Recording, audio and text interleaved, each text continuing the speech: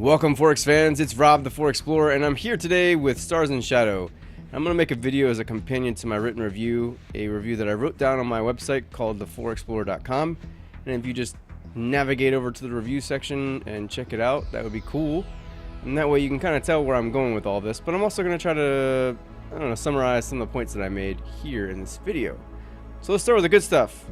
I really like the art style, and that's pretty apparent right now. You can see the art style in full effect. And I mentioned in my review that Jim Francis, also known as Ariok, he's the guy behind the Outsider webcomic, and he is also the man responsible for all the art here, which I think is great. I love it a lot. Some people don't really like the cartoony look. I think it's great. I love that it's consistent and that I can tell the same person drew all of this, and it feels fresh. It's a timeless look, so it's something that I could come back to in 5-10 years, and I wouldn't necessarily be like, oh my god, this is such an old game, because this game will always look the same. And I really like that. Even all the ship models and stuff, as you can see here, they're all hand-drawn as well. So there's just nothing that you'd come back to and be like, oh man, I remember back in the day where, like when you look back on like old school 3D graphics now, you can tell when they're, dated and not of this generation. And I don't think you'll ever do that with this game, because the graphics, the art style is timeless, like I said. So I really like it. Next thing I wanted to mention is the thing that I really liked about faction asymmetry, which is, as you can tell, each of these factions has particular strengths. So the Ashtar Colonials, they have industrious workers, so their colonists generate more industry. And then they have escort carriers that actually allow them carriers super early in the game, which, it creates a really good advantage for them in the early game. So, and it's stuff like that that I really like about this. So here we have the wealthy nobles of the Ashtar Imperials who generate more BC or more credits. But they also have something that I mentioned in my written review called the Ancient Stargate, which allows them to instantly transport from their homeworld to any world that they're going to within one turn. So you can read the pop-up there, which it's just really cool. It's very unique to this race. It's very unique to this game. And each of these races have that stuff. Like, they have clear benefits to their people. So the Fiddy actually... Fiddy, I don't know, it's Fiddy, whatever. Fiddy. I keep saying 50, and I think of 50 Cent every time I do it, because it's, they're merchants, and 50 Cent, I don't know, it's not funny at all. So anyway, back to what I was talking about. The mercenary armies are part of their uniqueness. They buy their stuff. They buy their ships. They can still make their own ships, but they're not very good. So they buy ships on the mercenary exchange, which is unique to the Fiddy. And so on and so forth. So I did mention too in my review about humanity. Humanity doesn't start with a homeworld. So they actually are like migrants that you learn more about it. You can actually read it here. But basically their homeworld went to shit, and they left before they could, before they all died. And now they start this game with no homeworld and extra settlers. So it's this kind of asymmetry that I really like, because each time you play this game and you choose a different race, you're going to get a different experience. You're going to focus on different things. Here with the new Tinkers race that just came in with the Legacies DLC, you get the cyborg population, which are population that you have to actually construct, and then they get mobile stations, and they get these really early, so they have that as a benefit. So that's the kind of thing that I really like. I just really like that. It's something that's been focused on more with the Endless games as of late, because the Endless games did that even before these guys did. But I think it's great that Stars and Shadow took that and made it very clear that that was something that they wanted to focus on with their faction design too. So I really like it. Let's go ahead and start with one of these guys. I'll just go with the Gremax, because I don't want to. I'm not going to go too long. This is not going to be a let's play or anything. It's just going to be a look at the game as it stands now, May 2018.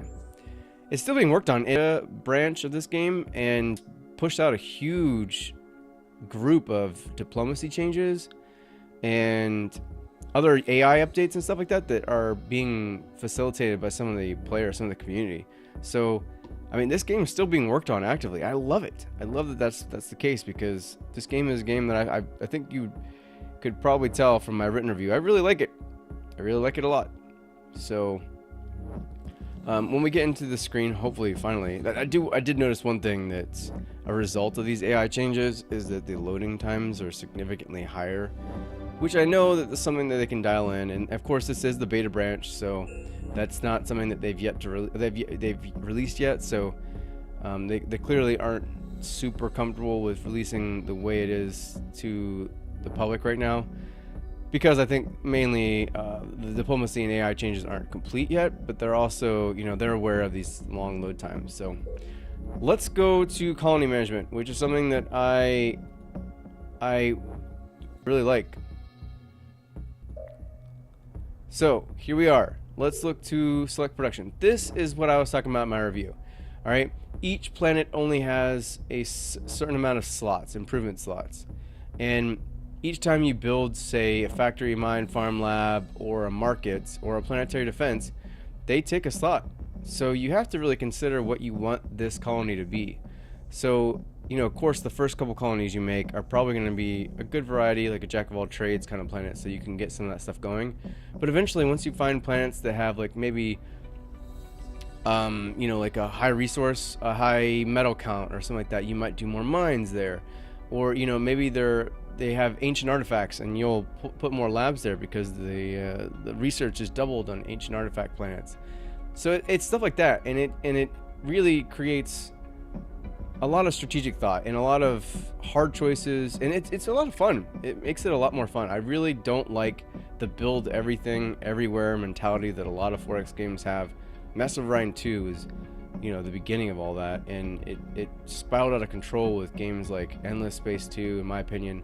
That's easily my least favorite part of Endless Space 2, is that build everything, every planet, every system. That it doesn't feel like I'm making hard choices. It just means what happens when I end up colonizing planets or new systems in Endless Space 2 is I just queue up a bunch of stuff, and that's not fun. So here I have to be like, man, what do I want this planet to be? So in this case, I generally start with a factory, so we'll get the factory going, and I'm about to right click to close this menu, which is something that I also mentioned in my review that I really like, because I was campaigning hard for right click to close in menus because I don't like having to always search out the X. Like you can come here into research and there's an X here, but I don't like having to look for that X. I love the endless games created that right click to close UI factor, because I think it's slick, and I think it's it saves a lot of time. And I was campaigning so hard that the devs are like, shut this dude up, and they gave me right click to close. And maybe it wasn't just me, but I'll tell you what, I love it. I love that the devs are like that responsive. And something that occurred right after the game was released was a lot of people complaining that they wanted to see a research tree, and so it happened. They made one, and it may not be the largest research tree I've ever seen, but it's here now, and you can see it, and it's something certainly that they've already added to with the Legacies update. I imagine they'll continue updating, and I like it. It's good enough. It definitely serves its purpose. There is a sense of progression as you get through it. Some of the later texts are fun and cool. So, that's something that I've always had issue with when it comes to 4X games, is whether or not their research tree is something worth getting through. And Stars and Shadow, for the most part, is. It's not super exciting, but it is more exciting than some. So, and it's adapted to short play styles or short games, I think. But I do think that it should be expanded for the people that do like to play longer games in Stars and Shadow. So I also want to point out that there are a lot of, well, maybe not a lot, there are a few ors here, meaning that there are choices to be made even in the research tree. So occasionally you have to make a choice between one or the other research topic. And again, those are choices I really like. I know that that's kind of gamey, but I also really appreciate that each playthrough can be different, because I can choose different things each time I go through and see how it goes, see how it works for me. So that is something I appreciate.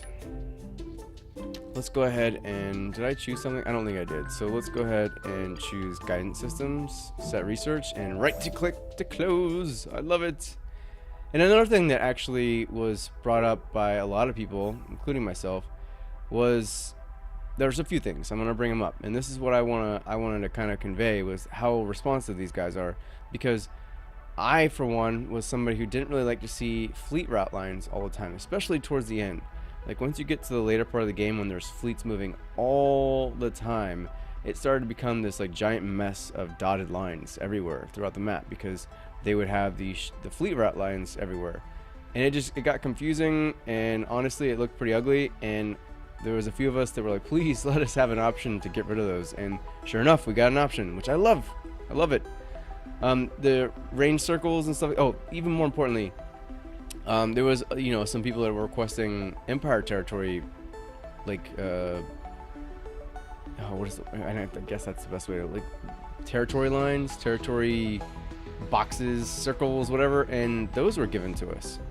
So, and of course this right click to close is also an option. So if you don't like right click to close, you like to go to these X's, it's just those kind of thoughts. That's stuff that I really appreciate, especially because the devs are limited on time. They don't have a huge team. They don't have all the time in the world, so they don't have to do these kind of things, and they have been, and I think the game is much better for it. So I do appreciate that, and it's something that I really want to reiterate, because it's something that you don't see as often as you should, and it's made this game better. And yeah, bravo. What else was I going to talk about? Oh, we'll get into combat as soon as I can. I want to show you combat, because I know that anyone who's familiar with Stars and Shadow, probably a lot of people that are watching this, know that combat's fun. It's a great setup. It's very tactical. It's maybe not the most tactical ever, but I love turn-based tactical combat and a 4X. And in my review, I mentioned that it's kind of silly that a lot of 4X developers tell us that we don't want it and that it's too time-consuming. Well, I'm here to tell you that Stars and Shadow made it less time-consuming. It is very quick and it is very satisfying. So if Stars and Shadow, two people can make a satisfying tactical combat system, then you can too, big developers. I'm looking at you, Firaxis and Amplitude and even Stardock, all these guys. You can make it, because if you can just take some notes and learn lessons, that the Ashtar Games guys have really done something cool here. So yeah, I hope that that's the case. I hope people continue to look and see what's going on here, and maybe make some changes in their future games, because I think Endless Space 2 would be absolutely ridiculously amazing if it had turn-based tactical combat. Like, I would probably never play another, other than Stars and Shadow, I'd probably never play another Space 4X if Endless Space 2 had tactical combat. I really like this game for its short, like very chaotic campaigns, and the fact that I could probably knock out a game in a night or two. There is something absolutely to be said about that, and I really appreciate it and enjoy it. But the lore isn't quite as deep, and the faction asymmetry isn't quite as like drastic in this game as it is in Endless Space 2. So I mean, like, they would really complement each other well. So I wish, but who am I? What do I know about game design? I mean, they've told us time and time again that tactical turn-based combat takes away from the game, and it wasn't just them. It's been the new Master Orion, NGD Studios, and Wargaming telling us the same thing. So it's unfortunate, because I'm here to tell you. And the thing is too, the problem is that there's so many people. Anecdotally, I can tell you that there's a lot of people out there that want turn-based tactical combat. But then the problem is that when you have turn-based tactical combat, when a game finally provides it and does a very good job of doing it, and actually is a solid game, nobody buys it. Nobody bought this game. So how is anyone supposed to prove, or at least argue to a publisher that people want turn-based tactical combat? You guys didn't buy this game, and it needs to be bought. It's it's cheap and it's good. But let's get into the negatives here for a second, briefly, because I know there's got to be balance, and I did mention some things that I don't like about this game. We're gonna start with the blue on blue on blue on blue, the blue blue blue blue. As you can see, there's a lot of blue. Menu. The entire strategy map is all blue. Everything you do is blue, except for the territory lines, the territory marks, which I think were actually added not only because they were requested, but also to kind of create a little bit more color. Oh yeah, let's go here and do something with this planet. But yeah, there's so much blue. I would really like to see various types of, or various map types, map colors, very much like Endless Space 2. If anyone who's watching this is familiar with Endless Space 2, if you choose like an hourglass shape on Endless Space 2's map choices, the color changes. It might be like a really cool like greenish, you know, like it just looks like what you would see in a real galaxy. You know, like a lot of those really awesome like Hubble Space Telescope pictures where they show you other galaxies and they're all different colors, you know, because there's all different gases and stuff like that that create different colors. And anything to change the blue, because there's so much blue. Oh my god, blue. You know what I'm saying? So I would love to see that be on Ashtar Games list. I know Jim, the guy behind the arts, mentioned that he would do it. It's just he mentioned forever ago and it still hasn't happened. So I'm hoping that he hasn't forgot, because we need it. Let me see what I can. I'm not going to do this because I want to show actual combat. And I also don't want to show too many of the story stuff here, but that was something that I did mention in my positives, is that there are cool story elements to this game that kind of sneak up on you. You don't really know that there is like some lore and story elements until all of a sudden there are. And they're not, you know, they may not be the most engaging or amazing, but they're good. And I like that. And, you know, I'd like to see more of that. So I'm hoping that Ashtar Games does, as they continue to roll out more DLC for this game, add more story elements, more story, you know, like, it's just more story. My god. Yeah. That's what they need to do. I'll tell you what. Alright, so what's going on here? Why are we... Alright. We're about to lose all of our people, so we need to go ahead and create a farm instead. We can buy this farm. We're going to buy that farm, and we're going to continue surviving. Keep on keeping on. We have... Okay, alright, the Marauders are here. That's not good. And we'll give them four credits per turn, because I can't afford to piss them off. Alright, so we've created... Or we've completed our construction at Isden, which is going to give us that food that we need. We're going to come back and do some factory stuff, get that industry going. We're going to bring some more people over there that'll also create a little bit more capabilities of building stuff and stuff like that.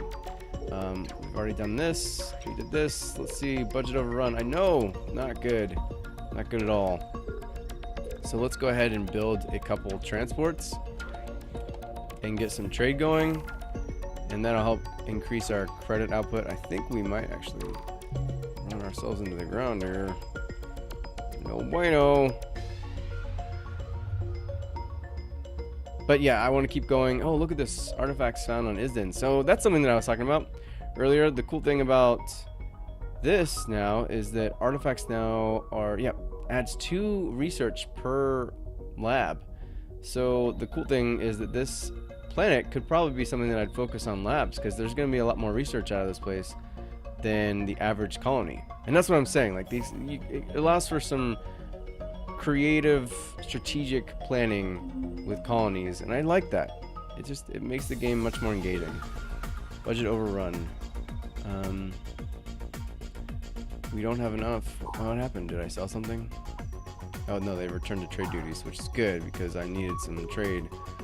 And then soon we will finish this and we'll send it to trade.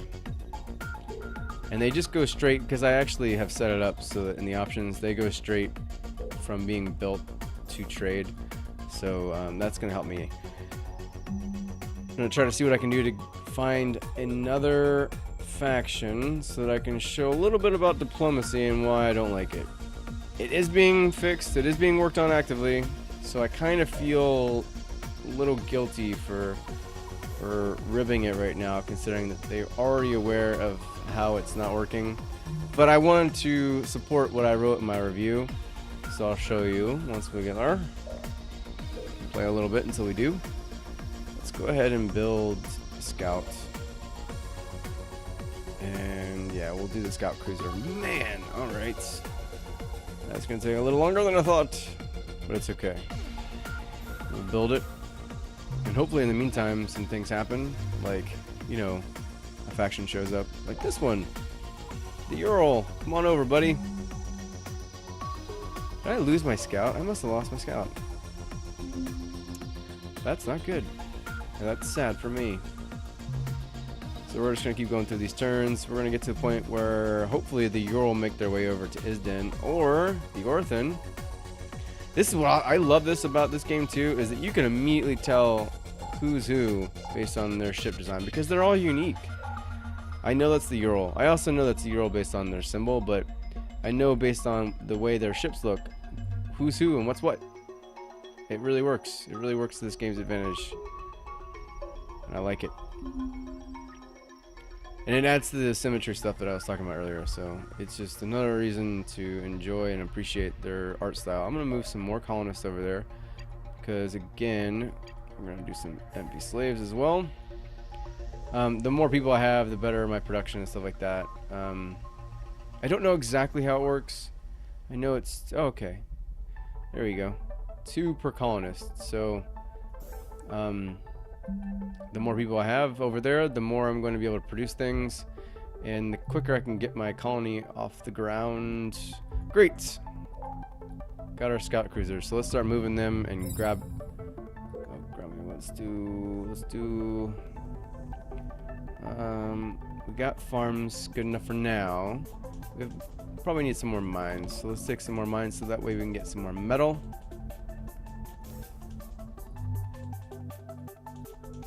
Back and let's see what we can do to find somebody. Please, I want to find somebody. Xenology, we could do that, or we could do, it really doesn't matter, because by the time I do anything at this point, I'm going to be done with this episode and, you know, my points made.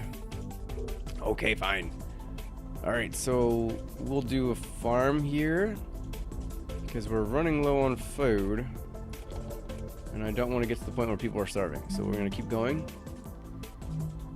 Hopefully, yes, this might be it. No, I don't want this. Get out of here. Auto retreats, and then, yeah, I'm just barely going to miss the Ashtars here. I think those are the Colonials. I don't remember. There's Ashtar Imperials and Ashtar Colonials. I forgot which ones are which. So let's go ahead and build another scout cruiser. And let's please meet somebody so I can... Alright, I gotta wait for these guys to auto retreat. They're gonna come back to Isden, then I'll move them back over this way. Great thing is, this is another thing too. Originally they didn't have a zoom. You couldn't zoom in and zoom out. That was another thing that people were requesting, and the devs listened to. So, just so many good things, so many really good things about this game. And again, these things I'm about to complain about are things that will be fixed. So, alright, get out of here, man. Get out of here, man. I'm gonna leave there. Because the two things that I don't like are, well, first of all, the blue. I really, you know, I've mentioned that, and I don't really need to keep going. The mid to late game grind is something that I think every 4X has issue with, and it sounds like they're also aware of that they're going to start looking at maybe making that better. Oh, there we go. The Orthan. Very good. So, this is what happens. Alright, first of all, it's very kind of typical, and it's like, you know, it shows you what their issues are with you and what they like about you normally. And that's kind of like, you know, the civilization model and stuff like that. I do really like this screen. I really think that it kind of adds immersion to this game. It's cool to see my ambassador talking to their ambassador, and like, you know, kind of have like the screen up there. That's cool. That's something I really like. What I don't like is the way that influence is used in this game. So I've basically established I've established an embassy with these guys, and what that will do is create influence for my people. Now, the great thing about the changes recently are that the influence is lower now, and things do cost more. So it's going to be very difficult for me to spam these agreements, which I really like. So that's one huge step in the right direction. I do wish there was more to do with influence other than just a few things here and then an alliance. In fact, I wish there were just more diplomatic options in general. But some of the changes made already in the past couple weeks are already at least making the game a little bit more interesting. So I really like that. Before, you could just, I mean, like these values were much lower. So if you got like 100 influence, you could, you know, pop out, you know, some trade agreements, research agreements, and then you'd wait a couple turns and you'd have enough for open ports, and then you'd wait, you know, 10 turns and you'd have enough for an alliance. And then on top of that, you'd form an alliance, and sometimes they'd still backstab you. And it was just really wonky, but supposedly all that stuff is gone now. So now we've got the embassy set up. We're going to get a little bit more influence. We're going to lose credits per turn, and it'll help our interactions and our issues, you know, lessen. So, and I like their color. It's a nice little color. I have to admit, the borders are a little wonky looking, and they're like very angular, and I don't know if I like that so much. I like more rounded borders, and maybe somebody will come along and mod that, but I don't know. That's basically the game right now. And oh, you know what? No, it's not. We're gonna go and we're gonna fight somebody, because I do want to show combat. Even though I'm about to lose this one, I do want to show what it is I like about combat. So let's do something about that. Oh, that's right. I had their little non-aggression back with them. So let's come back over here and do this. We will attack the Orphan immediately, and then we're going to call this a day because I wanted to show you Marauder Raiders. Let's do that. Give us one more, and are we going to be able to attack? No, there's nothing to attack. No! We'll sit here because it looks like these guys are probably coming. Yep, they are. So we'll wait until they get there, and then we'll attack them. And I just want to show you the combat interface because really that's what's most important. So let's colonize Osada. Oh, yep, there was one is then two as well. So we can do, oh, we're gonna lab this up, man. So what we're gonna do, I'm gonna bring these guys here, and then hopefully we'll intercept and then allow us to fight. There we go. So first of all, another blue. There's a little bit of red here, and that's something that I'm saying. Like, if you could just add more of that somewhere to the strategic map, and just add more tactical maps, because this map is something you will be very, very familiar with by the time you are done with the game. Occasionally you'll see planets, and occasionally there are some cool backgrounds when it comes to certain story elements, but for the vast majority of the game, you'll just see this tactical map, and I'd like to see more of those. I know they're probably not very easy to make, but I'd like to see more. But this is tactical combat, and this is tactical combat that, I mean, it's even better than Master of Orion 2's, because it's quick, and I like quick because I don't like to be taken away from the grand strategy of the game more than I need to be. But it is just, I don't know, it feels good. It feels tactical. It feels responsive and fun. So, you know, it's clear what you need to do what. You right click to move. You can have all these things here. You have information that you need, and you know, anytime you mouse over an enemy, you can see whether or not you'll be able to fire at them and stuff like that. It's just, there's a lot of information that's provided, and it's quick to figure out, and it's quick to, you know, it's one of those like easy to learn, hard to master kind of things, and I really appreciate it. I just really enjoy the tactical combat of this game, and I really just like this game, period. There's a lot of room for more content that I think needs to come, but for the most part, the foundation here, and it's been I think almost a year and a half since it released for for reals. I see the potential for a game that we could come back to 10 years from now and still enjoy, because the art style, like I said before, is timeless. It's something that won't weather badly with time, and if you just continue to create more and more content, add some stuff to the mid and late game, shore up the diplomacy stuff, and get rid of some of this blue, I don't really know I would have too many complaints, if any, really. So, and those all feel within grasp. Like, those aren't very difficult things to overcome. If there were like some seriously fundamental issues with the game, then I probably would have moved on already, but there aren't. There's a lot of great things going on here. Sure, the AI needs some help, but it's getting the help that it needs, and sure, the diplomacy needs help, but it's getting that help. So it's really just a matter of getting less blue going and more mid to late game stuff, which every 4X game I know of has issues with. So I don't know. It feels there. It feels like it could be there, and it feels like it could be something that we talk about for a long time. I just wish more people were talking about it. I wish more people were buying it, because I feel like if they had more people talking about it and more people buying it, some of these changes would come faster, because they could probably allocate more of their time to this stuff. So please, just for the sake of this game, consider buying it and seeing it grow. I'd also like to see more star types, more color star types, more star types, period. But, these are all, again, they're kind of nitpicky, but at the same time, when you played this game for 50, 60 hours, you're like, oh, cool, like another orange dot, another yellow dot. And these are things that you kind of get spoiled by with games like Endless Space 2 and Galactic Civilizations 3 and stuff like that. So I hope you guys have enjoyed what I've showed you, and I hope you can understand more of my written review at this point, since you can now visualize what I'm talking about. And if you guys have anything that you want to see or have me cover, I am all about it. Stay tuned. I've got a lot of stuff coming up. I'm currently in the process of writing an Endless Space 2 write-up and review, and kind of formulating my thoughts and my opinions on that. I've got 178 hours with Endless Space 2, but it's a big game, and it's got a lot going on, so I'm having a hard time really cinching down some of the things that how I feel about some of the aspects of the game. So that's coming up. I also look at Stellaris. I'm also going to be looking at Warhammer 40k Gladius, which is that 4X Warhammer 40k game.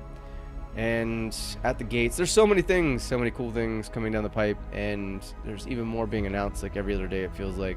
So stay tuned for that. And in the meantime, thanks for watching. This was Rob, the 4Explorer, and you guys just keep on exploring.